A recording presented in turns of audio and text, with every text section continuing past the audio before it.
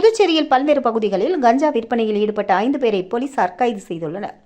புதுச்சேரி மகாத்மா காந்தி மருத்துவக் கல்லூரி அருகே கஞ்சா விற்பனை நடந்து வருவதாக வந்த புகாரை தொடர்ந்து கிருமாம்பாக்கம் போலீசார் அந்த பகுதியில் கண்காணிப்பு பணியில் ஈடுபட்டுக் கொண்டிருந்தனர். அப்பொழுது அங்கு கஞ்சா விற்பனையில் ஈடுபட்ட கடலூர் மாவட்டம் கோண்டூர் பகுதியைச் சேர்ந்த விஜய் மற்றும் ராகவன், சஞ்சய் ஆகிய 3 வாலிபர்களை போலீசார் கைது செய்தனர். பின்னர் 10,000 ரூபாய் மதிப்பிலான கஞ்சா பொட்டலங்களை பறிமுதல் செய்த போலீசார் மூவரையும் நீதிமன்றத்தில் ஆஜர்படுத்தி சிறையில் அடைத்தனர்.